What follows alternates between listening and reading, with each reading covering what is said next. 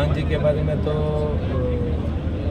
ज़्यादा तो मैं टिप्पणी नहीं करूँगा, लेकिन जनता हम सबको, जनप्रतिनिधियों को जिता करके कार्य करने के लिए भेजते हैं और उन्होंने अलग अलग अलायंस भी अलग अलग समय पर कभी बीजेपी से कभी कांग्रेस से किए हैं, लेकिन जनता के सपनों को तोड़ने का काम उन्होंने किया है। यहाँ से जीताने के बाद लोग विकास के कार्य चाहते हैं, लेकिन वो विकास का कार्य नहीं करके सिर्फ लड़ने में विश्वास रखते हैं। ऐसा उनको नहीं करना चाहिए। दृश्य आपको और हमको सबको देखने को मिला, एक नवाचार है बाड़मेर की धरती से, और ये दूरगामी सोच आदरणीय प्रधानमंत्री नरेंद्र मोदी जी का और भगनलाल जी ने जो एक बजट के अंदर प्रावधान भी दिव्यांगजनों को लेकर के रखा है, समाज की आखिरी पंक्ति में जो ज़रूरतमंद लोगों को कैसे अलग अलग योजनाओं से लाभ पहुंचाया जा सके, उसी की तरफ ये बढ़ता हुआ कदम है प्रदेश की सरकार, भारतीय जनता पार्टी की सरकार का और आदरणीय मोदी जी का। विकसित भारत का जो संकल्प लेकर के मोदी जी एक अलग नया भारत बनाने में लगे हुए हैं, उसी का दृश्य है ये। विकसित राजस्थान की तरफ बढ़ता हुआ कदम है ये, और मैं उम्मीद करता हूँ कि आने वाले समय में दिव्यांगजनों को लेकर के एक बड़ा ये भावनात्मक क्षण था। अभी आपने देखा होगा एक बच्चे की आंख में जब उसको स्वागत किया जा रहा था, तो वो काफ़ी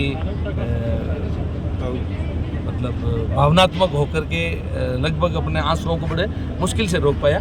तो समाज के ऐसे वर्ग को जो कि देश आज़ादी के बाद में अलग थलग रखा गया था, लेकिन अब भारतीय जनता पार्टी की संवेदनशील सरकार है, वो उसके ऊपर अपना काम कर रही है। सर, प्रदेश में उपचुनाव है, खिंवसर पर अभी तक जो है बीजेपी ने अभी खाता भी नहीं खोला है, किस तरह से वहाँ पर काम किया जा रहा है? देखिए, प्रदेश में उपचुनाव है और भारतीय जनता पार्टी पूरी ताकत से लगी हुई है, और नतीजे जैसा कि आप मीडिया बंधुओं से हमको सबको सुनाई देता है, लेकिन भारतीय जनता पार्टी के पक्ष में नतीजे आते हुए दिख रहे हैं। जनता का मूड काम को लेकर के सरकार के पक्ष में। आरएलपी सुप्रीमो हनुमान बेनीवाल का एक बड़ा बयान है कि मेरी जो दुश्मनी है वो बीजेपी से।